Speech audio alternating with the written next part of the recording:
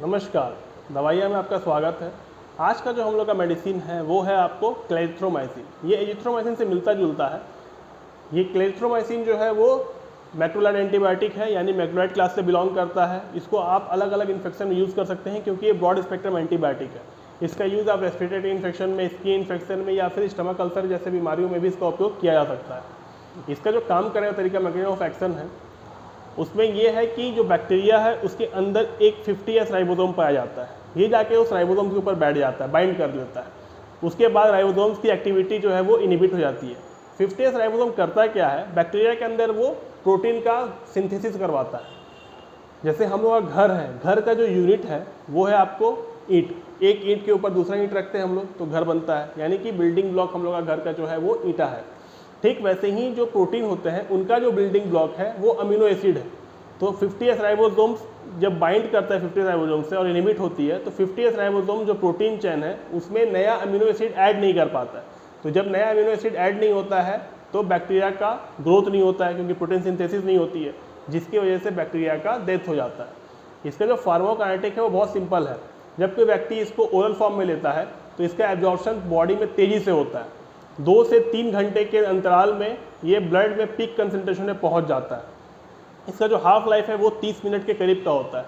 इसके बाद बॉडी में डिस्ट्रीब्यूट होता है। इसका मेटाबॉलिज्म लीवर में होता है और फीसेस और यूरिन के साथ ये बॉडी से एक्सक्रीट करके बाहर निकल जाता है।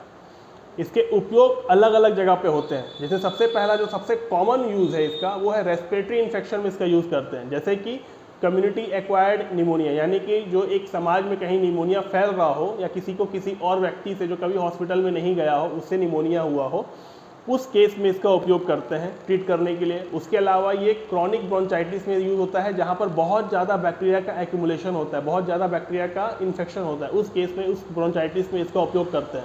उसके अलावा एक्यूट साइनोसाइटिस में यूज़ करते हैं, यानी साइनस की जो इन्फेक्शन होती है उसमें भी इसका उपयोग किया जाता है।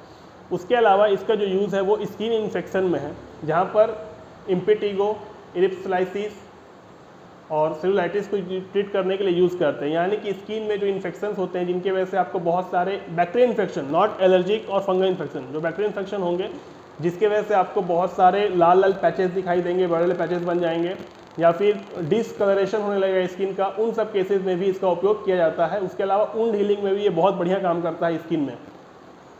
इसके बाद हेलिकोबैक्टर पाइलोरी या फिर एच पाइलोरी, ये एक ऐसा बैक्टीरिया है जो हमारे पेट में जाता है और अल्सर और गैस्ट्राइटिस जैसी बीमारियों को पैदा करता है।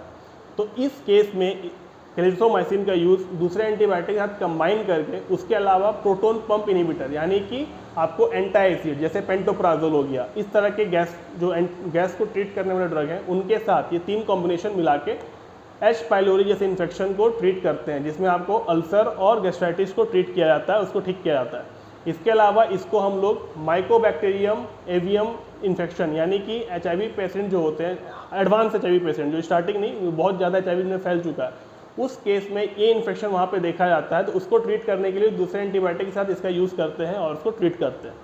इसके अलावा इसको लाइम डिजीज़ में ट्रीट किया जाता है। लाइम डिजीज़ क्या होता है, तो एक ऐसी बीमारी होती है जिसमें फ्लू जैसे सिम्टम्स होते हैं, सर्दी खांसी वगैरह होगा। उसके अलावा बॉडी में बहुत ज़्यादा वीकनेस हो जाएगा और जितने जॉइंट्स हैं वो बहुत दर्द करेंगे। तो इस बीमारी में भी इसका यूज़ करते हैं ट्रीट करने के लिए। इसके अलावा क्लेमाइडिया और गोनेरिया, इस 2 तरह के सेक्सुअली ट्रांसमिटेड डिजीज़ को ट्रीट करने के लिए भी इसका उपयोग किया जाता है। डेंटल इन्फेक्शन को ट्रीट करने के लिए इसका उपयोग करते हैं। HIV के प्रिवेंशन में भी इसका यूज़ होता है। इसके अलावा कान के इन्फेक्शन में ओटिस मीडिया में डाला जाता है, यानी कान के जो ड्रॉप बनता है उसको ट्रीट करने के लिए, इन्फेक्शन को ट्रीट करने के जो ड्रॉप बनता है उसमें भी इसको डाल के इसको ट्रीट किया जाता है, और भी जो मेडिसिन होते हैं उस ओटिस मीडिया में उसके साथ। इसका जो डोज है वो अलग अलग बीमारी के लिए अलग अलग है। जैसे स्किन इन्फेक्शन के लिए 500 mg का डोज रहेगा दिन में 2 बार, लेकिन रेस्पिरेटरी ट्रैक्ट इन्फेक्शन और आपको जो एच पाइलोरी इन्फेक्शन है वहाँ पे डोज डिफर करता है, जैसा जरूरत होता है वैसा डोज पड़ता है। यानी 250 mg से लेके 500 mg के बीच में डोज होगा दिन में 2 बार, ठीक है, या तो 250 mg दिन में 2 बार या 500 mg दिन में 2 बार या फिर 500 mg दिन में 1 बार। इसके अलावा साइड इफेक्ट है वो कॉमन जितने साइड इफेक्ट होते हैं वैसे ही हैं, diarrhoea, vomiting, nausea, stomach pain, headache, कभी कभी रैसेस देखने को मिलता है, बट बहुत कम साइड इफेक्ट लोगों में देखने को मिलता है। इसका जो ड्रग इंटरेक्शन है वो 4 ड्रग से ज़्यादा इंटरेक्ट करता है, जिसमें पहला है आपको वार्फरिन, जहाँ पे वार्फरिन की एक्टिविटी टॉक्सिसिटी बहुत ज़्यादा बढ़ जाती है, जिसकी वजह से ब्लीडिंग होने का खतरा बढ़ जाता है। उसके अलावा थियोफाइलिन, जहाँ पे थियोफाइलिन की एक्टिविटी बढ़ती है, टॉक्सिसिटी होने का खतरा बढ़ जाता है। इसके अलावा इसको कॉल्चिसिन और डाइजोक्सिन, ये 2 दवाइयाँ हैं जहाँ पे अगर इसका यूज़ किया जाए तो इन दोनों का ब्लड कंसंट्रेशन बहुत ज़्यादा बढ़ता है, जिसकी वजह से टॉक्सिसिटी बॉडी में हो जाती है। प्रेगनेंसी के केस में इसका यूज़ ना ही किया जाए तो बेहतर है, क्योंकि ये कैटेगरी सी में आता है। अगर बहुत ज़रूरत हो तभी डॉक्टर इसको प्रिस्क्राइब करते हैं, वरना कोशिश करिए कि प्रेगनेंसी में इसका उपयोग ना करें, ब्रेस्ट फीडिंग इसका उपयोग ना करें, वहाँ पर उतना ज़्यादा सेफ़ नहीं है और अभी तक एविडेंस उतना मिल नहीं पाया है कि आप ये बोल सकें कि ये सेफ़ है या नहीं है। इसी इसको कैटेगरी सी में डाल के रखा गया है। जब ज़रूरत पड़ता है बहुत ज़्यादा तभी इसको प्रिस्क्राइब करते हैं प्रेगनेंसी में। उम्मीद है कि आपको ये वीडियो पसंद आया होगा, इन्फॉर्मेटिव लगा होगा। हम लोग फिर मिलेंगे अगले वीडियो में, तब तक अपना ख्याल रखिए। जय हिंद।